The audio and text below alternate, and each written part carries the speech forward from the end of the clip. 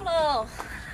走 ，Hello， 大家好。房车提了这么久，今天第一次用这个洗衣机洗衣服。之前洗过毛巾，效果还不错的，也能烘干。这次看准备了这么多衣服，这2天攒下来的衣服，开机了。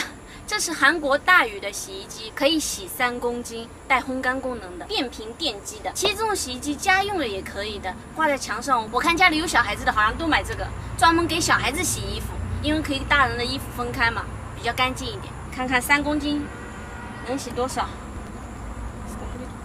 差不多能洗7件衣服和一些袜子。现在到洗衣液，洗衣液是专门放在这里的呢。我正好可以学习一下。这是柔顺剂，这是洗衣液，不要弄错。它这里有写吗？哦，有写的。轻柔。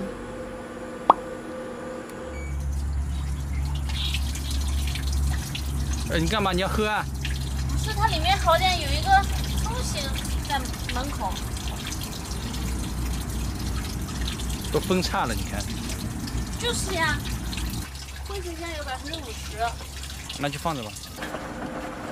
刚刚已经洗好衣服了，我又设置了烘干，跟我家里一样，也需要2个小时。其实现在这个天不烘干也可以，晾到明天中午都完全干了。但是我就要试一下这个烘干效果。天都黑了，还有1分钟就烘好了，跟我家里那台大的洗衣机烘干时间一样的。但是之前1条毛巾的时候啊，它只需要1个小时。你戴头上呀？我傻。1条衣服，2条衣服，我想摸一下干不干？有点湿拉拉的啦。可能是衣服多了，3条衣服，4条衣服，5条衣服，你别乱扔。衣服，会不会写的有点多？7条衣服，8条衣服。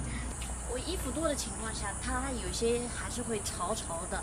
但是我觉得有一个好处就是天气没那么好的时候啊，可以烘一下，然后稍微晾一下就干了。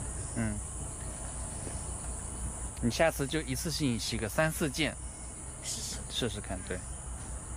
因为这次确实洗的有点多了，它毕竟是一个3公斤的，我可能真的洗的有点多了。我把它当家里的那种洗衣机用的。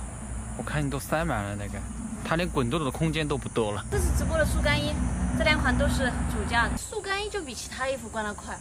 哎，你出汗的时候是不是明显能感觉到？会比那种棉的衣服要干很快的很多，就是我觉得出去旅游挺好的，就对我这种汉人来说，走吧，进房间看电视吧，进房车看电视吧。